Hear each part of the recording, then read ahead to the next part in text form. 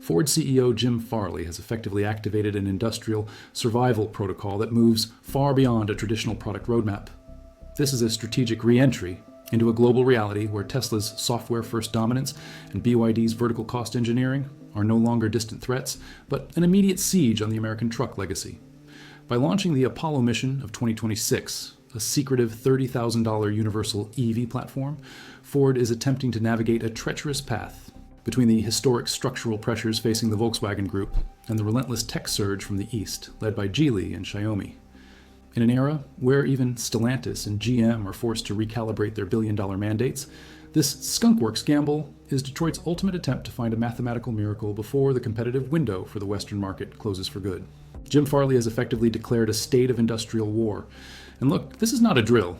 It is not just another shiny car launch where models are smiling next to a piece of bent metal. This is a survival mechanism.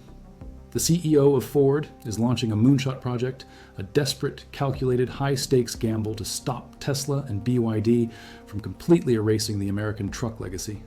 We are talking about the Apollo mission of the 21st century. Here's the deal. It is a $30,000 electric truck. But let me tell you something. The price tag is just the marketing. It is the real story, the one the mainstream media is missing while they look at the headlights, is the platform. It is built on a secretive Skunkworks project that represents Ford's final attempt to prove it can actually build EVs without losing money on every single unit. Because right now, the math is ugly. See, we need to be honest here. The F-150 Lightning was a great truck. It drove well, it had power. But financially, it was a math problem that did not solve. It was a gas truck converted to electric, heavy, expensive, and complex. It was like trying to turn a tank into a sprinter. That era is over. Now, with the global landscape shifting, with rhetoric about Chinese plants popping up in Mexico and the aggressive, relentless expansion of BYD, the clock is ticking. This new platform, known as the UEV, is the antidote to the failures of the Model E strategy. To understand why this is happening now, you have to look at the battlefield. For the last 10 years, legacy automakers have been playing a game of compliance. They built electric cars not because they wanted to take over the world, but because regulators told them they had to. The result was Frankenstein vehicles. They took a chassis designed for an internal combustion engine, ripped out the gas tank, and stuffed batteries wherever they could fit. The aerodynamics were terrible. The wiring was a disaster. The efficiency was non-existent. The F-150 Lightning is the perfect example of this. It is a marvel of engineering, sure, but it is also a financial black hole. When you take a steel frame designed to vibrate with a V8 engine and try to make it an efficient electric glider, you are fighting physics. And physics always wins. The drag coefficient on a standard pickup truck is basically the same as a brick wall moving at 60 miles per hour. That means you need a massive battery to get any decent range. A massive battery means massive cost. And massive cost means you either price the truck at $80,000 and lose the mass market, or you price it at $50,000 and bleed cash on every sale. Ford has been bleeding. The Model E division, their electric unit, has been posting losses that would bankrupt a smaller company. We're talking about billions of dollars evaporated. This is not sustainable. Jim Farley knows that the shareholders are not going to subsidize a science experiment forever. They need a path to profitability, and they need it yesterday. Before we dive into the secret team in California that is building this and why they are hiding from Detroit, do me a favor. Hit the like button on the video and make sure you are subscribed to the channel. We are tracking the money behind the machines here, and trust me, you do not want to miss the next update on this war. So why did Farley move this project to California? This is the interesting part. It tells you everything you need to know about the internal culture at Ford. He knew the bureaucracy in Detroit would kill the innovation speed. You simply cannot build a Tesla fighter using the same meetings, the same committees, and the same slow-motion decision-making that built the Ford Taurus. It does not work. You have to understand the inertia of a place like Detroit. I'm not bashing it. I am just analyzing the incentives. In a legacy company, you have thousands of engineers whose entire careers are built on optimizing the internal combustion engine. They are experts in transmissions, in exhaust systems, and fuel injection. When you tell them to design an electric car, their instinct is to protect their turf. They want to use the same suppliers they have used for 20 years. They want to use the same manufacturing processes. They want to keep their teams employed. Farley realized that the institutional memory of a 100-year-old company is both an asset and a curse. When you are trying to disrupt yourself, the old guard will always find a reason to say no. So he went shopping for talent. He hired veterans from Tesla, from Apple, from Rivian. He put Doug Field in charge. This is a Skunkworks team operating in the shadows, physically and culturally separated from the legacy headquarters. It is a startup within a giant. Doug Field is not just some corporate suit. This guy was instrumental at Apple, working on product design. He was at Tesla during the production hell of the Model 3. He knows what it takes to scale a new technology when everyone says it is impossible. By putting him in Irvine, California, Farley created a firewall. The Detroit bureaucracy cannot touch this team. They cannot slow them down with committee meetings about door handle suppliers. This team has one mandate: build a platform that makes money at $30,000. Think about it like this. If you're trying to invent the iPhone, you do not ask the guys who spent 40 years optimizing the rotary phone to lead the project. They will just build you a better rotary phone. Ford needed a clean sheet. They needed a team that does not care about how the F-150 was built in 1995. They care about physics, software, and cost curves. Now, let's look at the numbers, because this is where the dream meets the cold, hard pavement. How do you get a truck to $30,000 when the average EV is nearly double that? The average price of an electric vehicle in the US has been hovering around $50,000 or $60,000.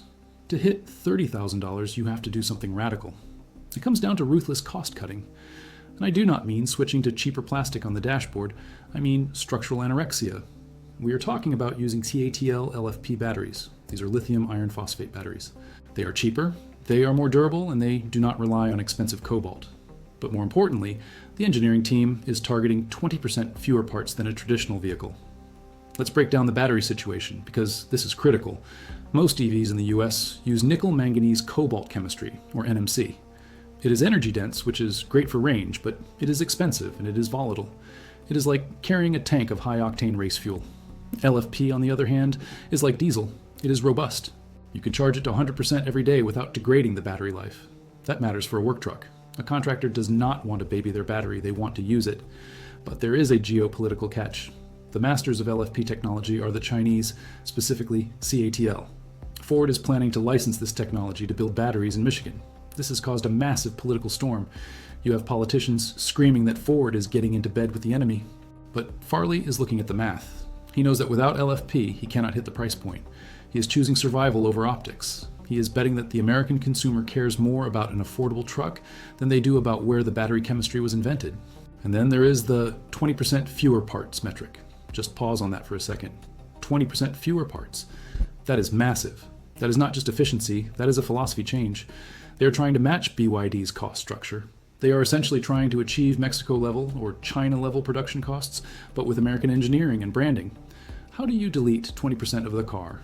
You use gigacasting. This is something Tesla pioneered. Instead of stamping 60 different pieces of sheet metal and welding them together to make the rear of the car, you use a massive machine to cast the entire rear underbody in one shot. It is like a giant toy car part made of aluminum. It is lighter, it is stiffer, and it eliminates hundreds of robots from the assembly line. Legacy Auto hates this because it makes their existing factories obsolete. You cannot just put a gigapress in an old line, you have to rebuild the factory around it. But the Skunkworks team does not have an old factory to protect. They are designing the manufacturing process at the same time they are designing the car. This is the unboxed process that Tesla talks about, and Ford is adopting it. If you think Legacy Auto can actually pull off this kind of cost reduction, leave a comment saying cost cut below. I want to know if you are buying this narrative or if you think it is just corporate slide decks. Also, double check that you are subscribed to the channel. Here's where it gets technical, but stay with me. The biggest problem Legacy Auto has is the wiring harness. If you strip down a standard Ford or GM car today, the wiring looks like a bowl of spaghetti that exploded. It is heavy, it is hard to install, and it is a nightmare to debug. It is a mess. We are talking about miles of copper wire. In a traditional car, every single component has its own brain. The window has a computer, the seat has a computer, the radio has a computer, and they all try to talk to each other over a crowded network. It is inefficient and expensive. It creates what engineers call integration hell. When you try to update the software, one computer might update, but the other one crashes. This is why Legacy Auto has struggled so hard with over-the-air updates. This new project uses something called Zonal Architecture. Prototypes are already running on Ford-designed silicon and software. This is a direct challenge to Tesla's vertical integration. In the old days, Ford would buy a computer from Bosch, a sensor from Continental, and a screen from LG, and then try to make them all talk to each other. That is why the software in old cars is so laggy. With Zonal Architecture, they are not buying parts off the shelf anymore in the same way. They are designing the brain of the car themselves. It is centralized, it is clean. Instead of 100 little computers, you have 3 or 4 powerful ones. One for the front left zone, one for the rear right zone, and a central brain to coordinate them. It cuts the amount of copper wire in half, it reduces weight, And crucially, it allows for over-the-air updates that actually change how the car drives, not just change the color of the map. This is Ford trying to become a software company that happens to bend metal, and that is a transition that has killed many companies before them. The software aspect is the real revenue driver here. Farley has been very vocal about this. He does not just want to sell you a truck for $30,000. He wants to sell you Blue Cruise, their autonomous driving software, for $800 a year. He wants to sell you fleet management software. He wants the car to be a platform for services. If the car is just a piece of hardware, the margins are razor thin. If the car is a subscription platform, the margins look like Netflix. That is the holy grail. But every war has casualties. You cannot pivot a massive aircraft carrier like Ford without knocking some things into the ocean. To make room for this future, Ford had to make tough calls. The production of the Ford Escape is effectively dead to make room for this future. They are burning the boats. The Ford Escape was a staple. It was the grocery getter for millions of families. But in the new world, it is a dinosaur. It is a low-margin commodity vehicle in a segment that is being eaten alive by competitors. There is no going back to the safe, high-volume gas SUVs of the past if they want to win this specific segment. The Escape was a volume seller. It was safe money. Killing it is a signal. It says that Farley knows the middle ground is disappearing. You're either making high-margin specialized vehicles like the Bronco and the Mustang, or you're fighting in the trenches of the electric transition. The middle is where you get crushed. The middle is where the sedans died. And now the middle is where the generic crossovers will die. This is the innovator's dilemma in real time. Do you keep milking the cash cow until it dies of old age, or do you shoot it now to feed the new calf? Ford is choosing the latter, and it is terrifying for the shareholders who just want a steady dividend. They look at the quarterly reports and see reliable income from gas cars being sacrificed for uncertain future income from electric cars. It requires a level of faith that Wall Street is not famous for having.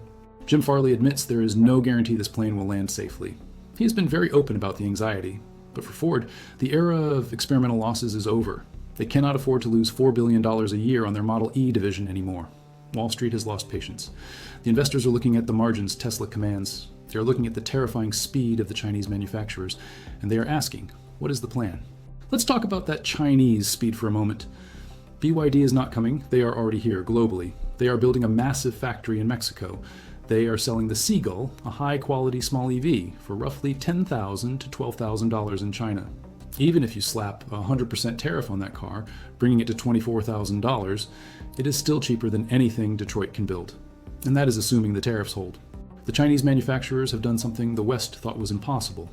They have vertically integrated the entire supply chain. They own the lithium mines, they own the battery processing, they own the chip manufacturing, and they own the final assembly. They have squeezed every cent of inefficiency out of the system. Ford is playing catch-up against a competitor that has a 10-year head start and infinite government backing. If the UEV platform does not hit that $30,000 mark by 2027, the door for Geely and BYD to dominate the US heartland will swing wide open. Tariffs can only protect you for so long. Eventually, the price becomes too big for the consumer to ignore. If a BYD truck is $25,000 and a Ford is $50,000, patriotism only goes so far. The average American family is struggling with inflation. They vote with their wallets. If the Chinese truck is half the price and works just as well, the loyalty to the blue oval will evaporate faster than water in the desert. This is binary. It is either Ford's finest hour, reindustrializing America with smart tech, proving that an old dog can learn quantum physics, or it is a desperate last stand before the giants of the East take over the mass market. We are watching a legacy titan try to perform open-heart surgery on itself while running a marathon. The risks are astronomical. If the software is buggy, the brand takes a hit. If the LFP batteries don't perform in the cold, the brand takes a hit. If the manufacturing ramp is too slow, the Chinese take the market share. There's no safety net here. So, what is your bet? Is this the return of the American industrial king, or is it too little, too late? Can a company founded by Henry Ford reinvent the assembly line for the digital age, or are they destined to become a niche manufacturer of nostalgia vehicles like the Mustang while the world moves on? Comment Apollo below if you think the American V8 legend can survive this transition. And do not forget to like and subscribe for more deep dives into the business of the future.